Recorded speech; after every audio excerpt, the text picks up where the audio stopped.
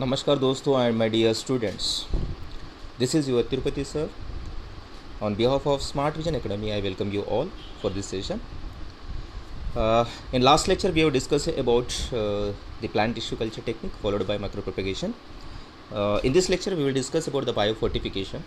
तो मैं आपको बताऊंगा biofortification क्या होता है. Why there is a need of biofortification actually? आपको पता है कि कई सारे क्रॉप्स है, कई सारे फ्रूट्स है, कई सारे वेजिटेबल्स है जो अपन खाते हैं, तो उसमें न्यूट्रिशन चाहिए होता है कि ताकि माल न्यूट्रिशन का कोई प्रॉब्लम ना हो सके. सो न्यूट्रिशन वैल्यू बढ़ाने के लिए क्रॉप्स में कई सारे ब्रीडिंग टेक्निक्स यूज़ करते हैं. सो बायोफोर्टिफिकेशन भी एक क्रॉप ब्रीडिंग का ही टेक्निक है, जिसमें क्रॉप्स में बोलो या फ्रूट्स में बोलो, वेजिटेबल्स में बोलो, उसमें न्यूट्रिशनल वैल्यू बढ़ाते हैं by using the different crop technique method. तो यहाँ पे अगर डेफिनेशन पढ़ेंगे अपन पहले, बायोफोर्टिफिकेशन क्या होता है. ये एक मेथड है जिसमें क्रॉप्स को ब्रीडिंग किया जाता है हाई लेवल ऑफ विटामिन्स के लिए या मिनरल्स या फैट्स के कंटेंट को बढ़ाने के लिए, जिसको अपन सिंपली न्यूट्रिशनल वैल्यू बोलते हैं. सो बायोफोर्टिफिकेशन एक क्रॉप ब्रीडिंग का ही टेक्निक है जिसमें न्यूट्रिशनल वैल्यू बढ़ाने के लिए इसका क्रॉप ब्रीडिंग किया जाता है. And you know very well that कि जो भी क्रॉप्स लेते हैं या फ्रूट्स लेते हैं, अपन वेजिटेबल्स लेते हैं, तो वो न्यूट्रिशनल युक्त होना चाहिए. उसमें कई सारे न्यूट्रेंट होना चाहिए, उसमें विटामिन्स होना चाहिए, मिनरल्स होना चाहिए, फैट्स होना चाहिए, तभी अपने को बॉडी को जो भी रिक्वायरमेंट है वो अपने बॉडी का जो भी रिक्वायरमेंट है वो फुलफ़िल होता है. Otherwise there may be a problem of the malnutrition. तो जो माल न्यूट्रिशन की जो प्रॉब्लम है, इसको डिवाइड करने के लिए या उसको ओवरकम करने के लिए बायोफोर्टिफिकेशन मेथड ये यूज़ करके क्रॉप की न्यूट्रिशनल वैल्यू को बढ़ाते हैं. अब इसके ऑब्जेक्टिव्स क्या है, what are the objectives, why there is a need of biofortification.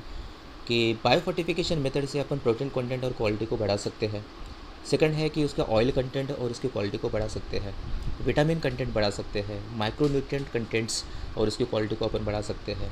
तो जो भी प्रोटीन कंटेंट बोलो या विटामिन माइक्रोन्यूट्रिएंट कंटेंट हो, ये सभी की क्वांटिटी को एज वेल एज क्वालिटी को बढ़ाने के लिए अपन बायोफोर्टिफिकेशन करते हैं. Right. So biofortification, just I told you right now कि बायोफोर्टिफिकेशन करने के लिए कई सारे सिलेक्टिव ब्रीडिंग टेक्निक्स यूज़ करते हैं. जैसे एनहांसमेंट इन फूड प्रोडक्शन के चैप्टर के स्टार्टिंग में भी मैंने आपको बताया है कि सिलेक्टिव प्लांट ब्रीडिंग एक ऐसा टेक्निक है ना. सिलेक्टिव प्लांट ब्रीडिंग टेक्निक एक ऐसा टेक्निक है जो 1970s में ग्रीन रिवॉल्यूशन जब आया था, तो उस टाइम पे तो ये बूमिंग टेक्निक था जो डॉक्टर एम एस स्वामीनाथन ने लाया था. तो सिलेक्टिव प्लांट ब्रीडिंग टेक्निक बोलो या RDNA टेक्नोलॉजी बोलो, ये भी एक ब्रीडिंग का ही टेक्निक है. तो ये ब्रीडिंग टेक्निक यूज़ करके अपन बायोफोर्टिफिकेशन करते हैं इन क्रॉप्स में बोलो या प्लांट्स में बोलो या जो भी वेजिटेबल्स है, फ्रूट्स है, तो इन सभी में न्यूट्रिशनल वैल्यू बढ़ाते हैं. अभी यहाँ पे कुछ एग्जांपल्स भी दिए हैं कि बायोफोर्टिफिकेशन के कौन कौन से एग्जांपल्स हैं. तो यहाँ पे सबसे पहला आप एग्जांपल देखोगे, मेज़ करके दिया है जो कि फोर्टिफाइड मेज़ है. फोर्टिफाइड मतलब पहले अपने पास एक मेज़ था, उस मेज़ का न्यूट्रिशनल वैल्यू बढ़ाने के बाद जो मेज़ अपने को मिलता है उसको फोर्टिफाइड मेज़ कहते हैं. तो फोर्टिफाइड मेज़ जो है, पहले अपने पास एक मेज़ था जिसमें न्यूट्रिशनल कंटेंट कम था. फॉर एग्जांपल मेज़ था, उसमें अमीनो एसिड का कंटेंट कम था. सो मेज़ का जब बायोफोर्टिफिकेशन किया गया है कि ऐसा पाया गया है कि उसमें जो अमीनो एसिड का कंटेंट है, जैसे कि लाइसिन और ट्रिप्टोफैन, वो 2 गुने से बढ़ गया है.